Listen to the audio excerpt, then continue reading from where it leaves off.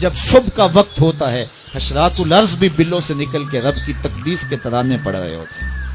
درختوں کی شاخوں پہ چڑیاں پرندے وہ بھی اللہ کی تقدیس کے ترانے پڑھ رہے ہوتے ہیں. حشرات الارض بھی اس کی تقدیس کے گیت گا رہے ہوتے ہیں. اور اشرف المخلوقات خراٹے لے رہا ہو, اس سے بڑی بد نصیبی کیا ہو سکتی ہے. آئیے 5 گانا نماز شعار زندگی بنا لے.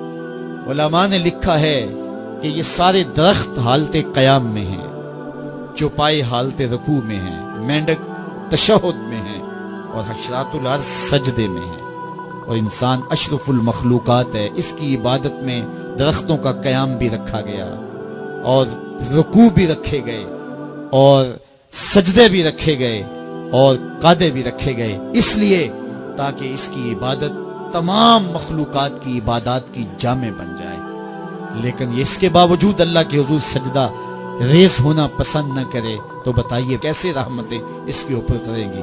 خوش نصیب تو وہ ہیں جو 5 گانا نماز ادا کرنے کے بعد تہجد بھی قضا نہیں ہونے دیتے, سجدوں سے اللہ کے حضور حاضری پیش کرتے ہیں.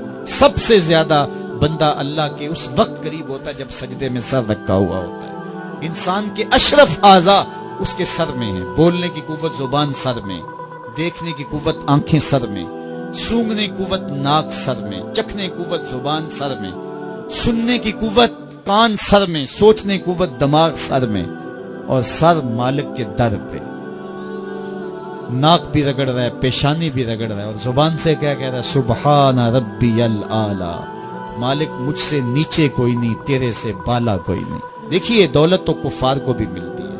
اللہ دولت اسے بھی دیتا ہے جس سے راضی ہے, اسے بھی دیتا ہے جس سے نہیں راضی, لیکن سجدوں کی توفیق اسے ہی دیتا ہے جس پہ وہ راضی ہے. تو 5 گانا نماز شعار زندگی بنا لیجئے. نماز قضا نہ ہونے پائے. قیامت کے دن بے نمازی اس صف میں کھڑا ہوگا جس صف میں نمرود کھڑا ہوگا, جس صف میں حامان کھڑا ہوگا, قارون کھڑا ہوگا, شداد کھڑا ہوگا. مجھے بتائیے ہم میں سے کوئی یہ گوارا کرتا ہے ہم اس صف میں کھڑے کر دیے جائیں جہاں دشمنان خدا کھڑے ہوں؟ آج کوئی نماز پڑھے یا نہ پڑھے, حشر کے دن حکم ہوگا کہ اللہ کے حضور سجدہ کرو. ہر کوئی سجدہ کرنا چاہے گا, جو نہیں پڑھتا وہ بھی کرنا چاہے گا, لیکن بے نمازی کی کمر اکڑ جائے گی. وہ آرزو رکھنے کے باوجود سجدہ نہیں کر پائے گا. قرآن بتاتا ہے کچھ لوگ جہنم کو دھکیلے جا رہے ہوں گے. انہیں کچھ لوگ پوچھیں گے ما سلککم فی سقر, تم جہنم کو کیوں جا رہے ہو, کیا ہوا تمہیں؟ تو وہ جواب میں کیا کہیں گے, لم نکو من المصلین, ہم نماز نہیں پڑھا کرتے تھے. سب سے پہلا حساب قیامت کے دن جو بندے سے لیا جائے گا وہ نماز کا لیا جائے گا. پہلا سوال بندے سے یہ ہوگا. یار چڑیاں بھی رب کی تسبیح بولیں اور اشرف المخلوقات سویا رہے. اگر زندگی میں بندگی نہیں تو زندگی کے پلے ہے کیا؟